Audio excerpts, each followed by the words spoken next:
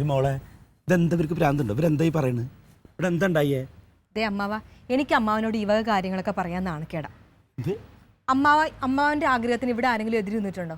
ഇല്ലല്ലോ. അതിന് ഞാൻ അങ്ങനെ പറഞ്ഞു? ഒരു കാര്യം ഞാൻ പറഞ്ഞേക്കാം, പെണ്ണുങ്ങളുടെ ശാപം എന്ന് പറഞ്ഞാൽ അത് നെറുകന്തലയ്ക്ക് തന്നെ നിൽക്കും. ശാപോ? ആ, എന്റെ മോളെ, അതിന് ഞാൻ നിന്നെ വല്ലതും പറഞ്ഞോ? എന്നെ ശപിക്കാൻ മാത്രം ഞാൻ എന്തെങ്കിലും തന്നെ പറഞ്ഞോ? അമ്മാവനെ ചോദിക്കണ പറ.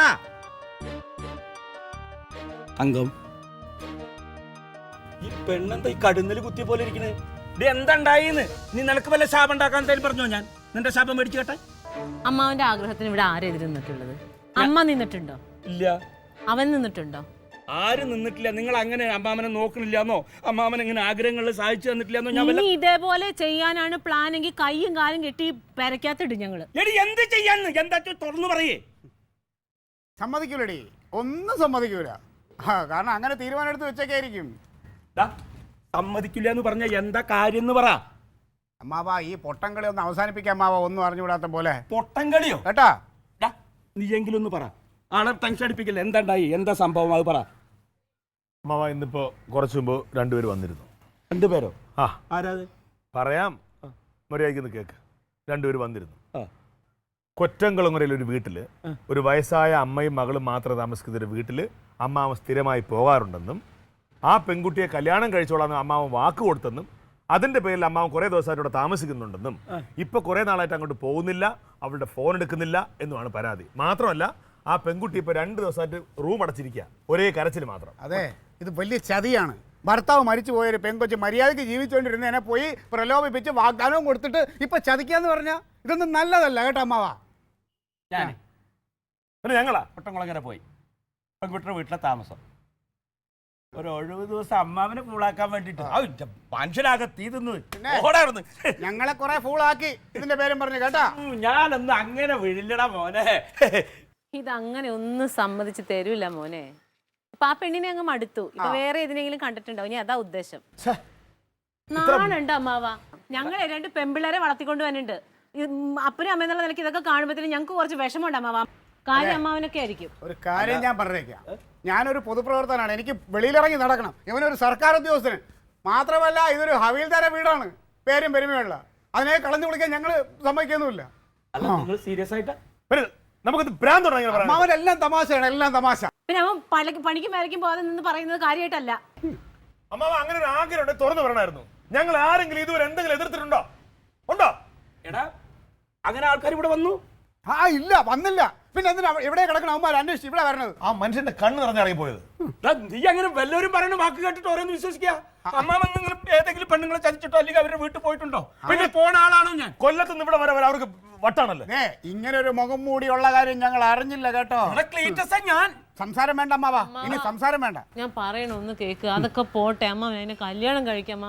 മക്കളെ, ഞാൻ അങ്ങനെ വല്ല ആഗ്രഹം ഉണ്ടെങ്കിൽ നിങ്ങളോട് പറയില്ല. അങ്ങനെ ഒരു സംഭവം ഉണ്ടായിട്ടില്ല. ഇത് തന്നെയല്ലേ അങ്ങനെയൊന്നും ഉണ്ടെങ്കിലല്ലേ ഞാൻ പറയൂ. പിന്നെ അവരെന്താ ഇങ്ങോട്ട് വന്നേ? അത് ശരി.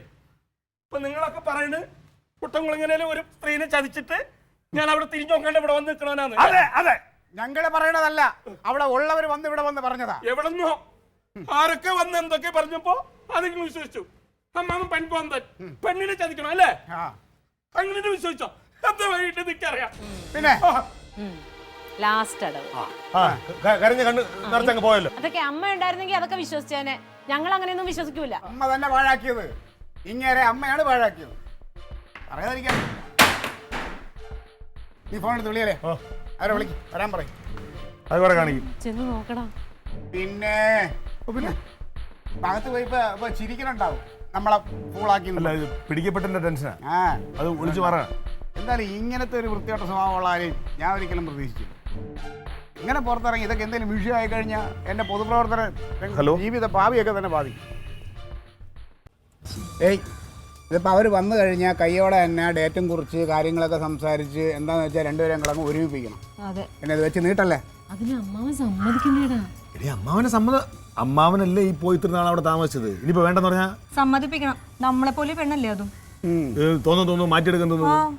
പിന്നെ അല്ലാതെ ഇതൊക്കെ പറഞ്ഞല്ലോ ഒരു പെമ്പിള്ളേരെ ആവശ്യമില്ലാതെ പോയി പ്രലോഭിപ്പിച്ച് പത്രത്തിലൊക്കെ വാർത്ത വന്ന് വല്ല അവർ കേസ് കൊടുത്തോണ്ടല്ലോ. ഒരു കാര്യം ഞാൻ പറഞ്ഞേക്കാം, അമ്മ ഒരു കാരണവശാലി നടന്ന സംഭവങ്ങളൊന്നും അറിയരുത് കേട്ടോ. അമ്മ അറിയാൻ സന്തോഷമല്ലേ ഉണ്ടാവൂ. ഇതേ അമ്മയുടെ മുമ്പിൽ ഞാൻ പറഞ്ഞത് ഈ ഇഷ്യൂ അറിയിക്കണ്ട. ഞാനതാ പറഞ്ഞത്, അമ്മയുടെ മുമ്പിൽ നമുക്ക് ഇതൊരു ആലോചനയായിട്ട് തന്നെ അവതരിപ്പിക്കാം. അല്ല ഇനിയിപ്പോ നമുക്ക് നമ്മൾ സമ്മതമാണെന്ന് പറയാം. അത്രേ ഉള്ളൂ, ഞാൻ സംസാരിക്കാം, നിങ്ങൾ വെള്ളം വെക്കല്ലേ. ഇതാണ് പറഞ്ഞ പെൺകുട്ടിയുടെ അമ്മാവൻ. മറ്റേത് അയലോക്കാരനാണ്. സുഹൃത്തെ, നിങ്ങൾ ഇവിടെ വന്ന് പോയതിൻ്റെ പിന്നാലെ തന്നെ അമ്മാവൻ വന്നു. അതെ. അപ്പോൾ അമ്മാവനായിട്ട് ഞങ്ങൾ കാര്യങ്ങളെല്ലാം സംസാരിച്ചു, എല്ലാം പറഞ്ഞു വെച്ചിട്ടുണ്ട്. അതെ, ഞങ്ങൾക്കൊരു കാര്യം പറയാനുണ്ടായിരുന്നു. ഞങ്ങൾ ഉദ്ദേശിച്ച ആൾ ഇതല്ല. ഞങ്ങൾ ഉദ്ദേശിച്ച ആളും പുള്ളിയെ അടുത്ത ലൈനിൽ നിന്ന് ഞങ്ങൾക്ക് കിട്ടിയായിരുന്നു. അതെ, അഴകേഷ് എന്നുള്ള ആക്ച്വലി ഇവിടെ ഈ വീട്ടിലെ ആളല്ല, അപ്പുറത്തെ ലൈനിൽ താമസിക്കുന്ന ആളാണ്. കുറച്ച് കഷ്ടമാണ് സുഹൃത്തെ. ഇതിങ്ങനെയുള്ളൊരു കാര്യങ്ങൾ അന്വേഷിച്ച് വരുമ്പോൾ നിങ്ങളത് കൃത്യമായിട്ട് അന്വേഷിച്ചിട്ടല്ലേ വരാൻ. അറിയാം, ക്ഷമിക്കുക. ഞങ്ങളെ സമൂഹത്തിൽ ഒരു വിലനിലയിട്ട് കഴിയുന്ന ആളുകളാണ്. വെറുതെ അമ്മാവനെ കുറേ കുറ്റപ്പെടുത്തി. അത് നമ്മൾ ഒരു കാര്യത്തെക്കുറിച്ച് ഇറങ്ങുമ്പോഴേ, പ്രത്യേകിച്ച് ഇത്തരം കാര്യങ്ങളാകുമ്പോൾ ഇത് വളരെ മോശമല്ലേ. നമ്മൾ തെറ്റുപറ്റിപ്പോയി. അല്ല, നിങ്ങൾക്കത് പറയാം. ഞങ്ങൾ ഇനി അമ്മാവനോട് എന്താ പറയേണ്ടത്? അമ്മാവൻ വന്നപ്പോൾ ഞങ്ങൾ നാലുപേരുടെ ഇനി എന്തൊക്കെ പറഞ്ഞു അറിയാം. പുള്ളിയെ കണ്ടു കഴിഞ്ഞാൽ പോയി നിങ്ങൾ പോയാൽ നോക്കി പോയി. ഇനിയിപ്പോൾ നിങ്ങളായിട്ടൊന്നും പറയാനോ നിൽക്കണ്ട. കാര്യം നിങ്ങൾ വിട്ടോളി, നിങ്ങൾക്ക് കാണാൻ കിട്ടിയല്ല എന്ന് പറഞ്ഞാൽ ബാക്കി വെറുതെ കിടക്കുന്ന ആൾക്കാരെയും കൂടെ മോശക്കാരനാക്കാനായിട്ട് കുറേ പേര് ഇറങ്ങിയിട്ടുണ്ട്. പെൺകുട്ടി ആദ്യം മര്യാദയ്ക്കൊക്കെ വളരാൻ പഠിപ്പിക്കും, അല്ലാതെ എന്തോ പോട്ട്.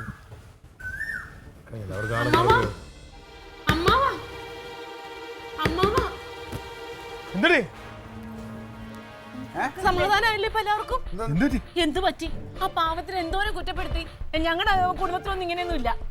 ആദ്യം കാര്യം എന്താന്ന് അന്വേഷിക്കണം, എന്നിട്ടേ ഒരാളെ കുറ്റപ്പെടുത്തുള്ളൂ. ഏട്ടനാണെങ്കിൽ വെറുതെ അമ്മാവന്റെ നേരെ ചാടി കയറുമായിരുന്നു. ചെയ്യാത്ത കുറ്റത്തിന് ആ പാവം ഇപ്പം ഈ ചീത്ത മുഴുവൻ കേട്ടത്. എന്താ ഉണ്ടാവാൻ പോണെന്നുള്ളത് അറിയാം. അമ്മ തുറക്കണ്ടേ വാതില്?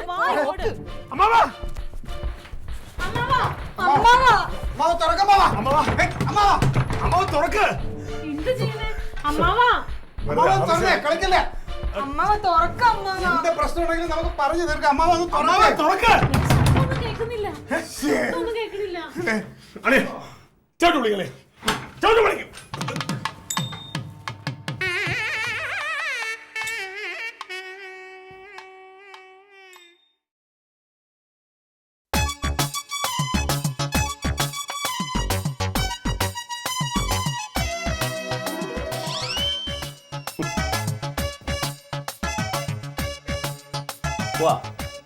എവിടെ? ഞാൻ ഇന്ന് വരെ കണ്ടിട്ടില്ലാത്ത നിങ്ങൾ പറഞ്ഞ പെണ്ണിനെ കാണാൻ. ദൈവനിശ്ചയം അങ്ങനെ ആയിരിക്കാം. ഞാൻ ആ പെണ്ണിനെ കെട്ടാൻ തീരുമാനിച്ചു. എല്ലാവരും പോയിട്ട് വേറെ ഡ്രസ്സ് മാറി, നമുക്കിപ്പോൾ തന്നെ പോയിട്ട് കല്യാണം ഉറപ്പിക്കാം. എന്താ ചെല്ലേ?